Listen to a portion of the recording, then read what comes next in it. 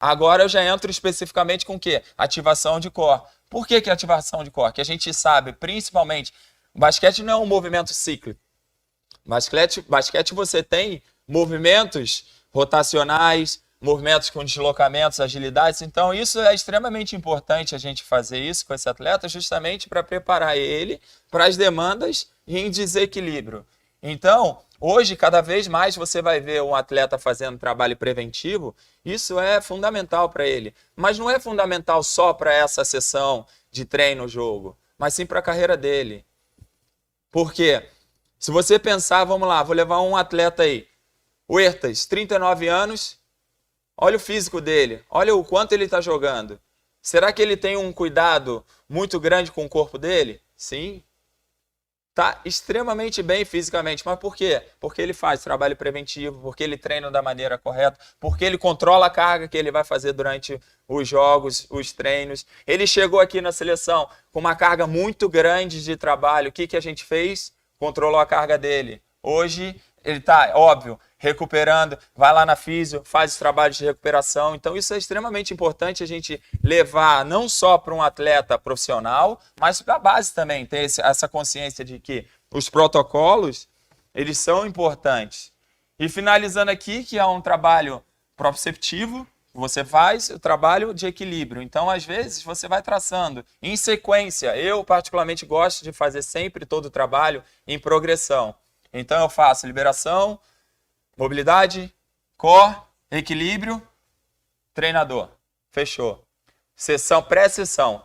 Fiz isso, vou para o centro de força. Centro de força, sigo a metodologia que eu quero fazer. Aqui ilustrando mobilidade, cada movimento, exemplos, 10 segundos, aí de acordo com a necessidade de cada articulação. Aqui, ilustrando para vocês alguns trabalhos que eu faço aqui de ativação. Como eu falei, cada seleção tem um protocolo, clube às vezes tem um outro protocolo, então você tem que pensar do que você pode fazer. Às vezes, o treinador vira para você e fala assim, eu tenho... Hoje o tempo de quadra que a gente vai ter são 50 minutos. Aí você, o que eu posso fazer de trabalho preventivo em 10 minutos para dar 40 para ele? Então você tem que pensar, planejar isso tudo. Mas com o quê? Reuniões periódicas que você tem com o treinador, com toda a comissão, para você planejar a sessão de treinamento. Esse é um dos parâmetros que eu mais gosto de apresentar, porque não adianta a gente pensar em especificidade, em habilidade esportiva, sem a gente trabalhar a nossa base. Então, como eu falei, é pirâmide.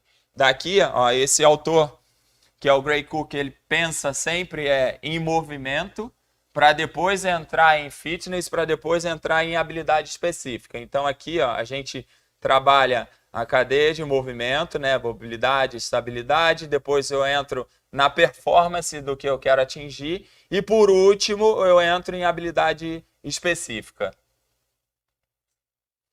Dentro disso, dessas pirâmides, como eu falei, desse autor, do Gray Cook, aqui a gente tem que pensar. Eu pego vários atletas, às vezes, que não têm uma boa mobilidade, que não sabem agachar, que não tem um lastro de treinamento muito grande. Então, o que eu vou fazer com ele? Como eu já citei para vocês, será que vale a pena eu passar movimentos de LPO para ele? Será que vale? Não sabe se esse atleta às vezes não tem um bom padrão de movimento. Será que vale a pena eu fazer isso? Ou será que é melhor eu ensinar os estágios de aprendizado? A estágio cognitivo, associativo e automatizado. Então, às vezes, o cognitivo ensina ele o movimento.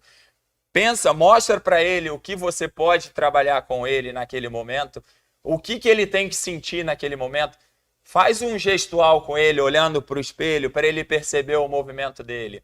Depois, em segundo estágio, o associativo, já começa a mostrar para ele, quando você agachar aqui, o teu joelho tem que estar alinhado aqui, a tua coluna aqui, padrão de movimento.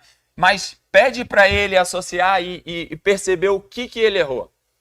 E o terceiro e último estágio, ele já está automatizado. Não necessariamente ele vai acertar todos os movimentos, mas sim ele vai melhorar o padrão de movimento dele, e, consequentemente, o rendimento físico dele ele vai ser outro. Aqui eu sigo bastante esse modelo de evolução de treinamento, principalmente em modelos onde a gente tem uma longa escala, ou seja, eu tenho um período mais longo para trabalhar. Então, eu divido em 3 níveis e 6 fases. Então, primeiro momento, como eu falei lá para vocês nos slides anteriores, é base da pirâmide, dali eu vou trabalhando especificidade. Então, eu trabalho com eles inicialmente fase de estabilização, depois eu entro fase de força e especificamente fase de potência com eles. Então, aí tem uma série de questões que a gente tem que pensar com eles em fase de treinamento. Então, aqui, esse basicamente é o que eu faço. Esse modelo de evolução de treino é do National Academy of Sports and Medicine, então a gente preconiza, eu particularmente, eu preconizo bastante, porque não adianta eu pensar em especificidade sem eu trabalhar a base dele. Então, esse atleta, ele com certeza, ele vai ter um rendimento muito maior se a gente realmente ensinar e estimular essas características de treinamentos iniciais aqui. E aonde muitos, para mim, na minha concepção, assim, a gente não pode queimar a etapa.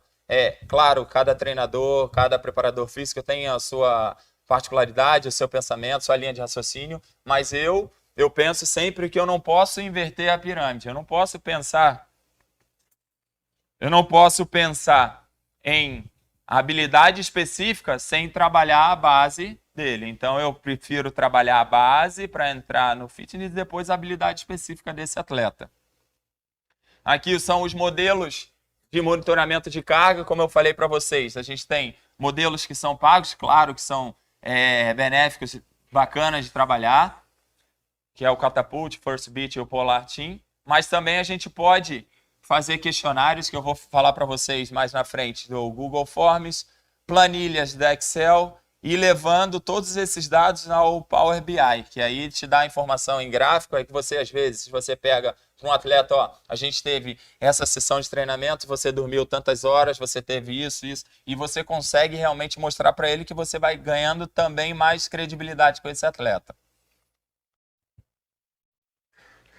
Falando só um pouquinho, na realidade, sobre o conceito do que é carga interna e carga externa. Claro que é uma coisa assim muito ampla, né, para a gente poder falar sobre carga interna, carga externa. Mas eu vou falar um pouquinho do conceito que esse autor, o Gabet, ele fala, que é o ato de desempenhar o trabalho ou preparação durante o evento. É caracterizado como carga externa, ou seja, o tempo de estímulo que ele fez, números de saltos, distância percorrida, isso é carga externa.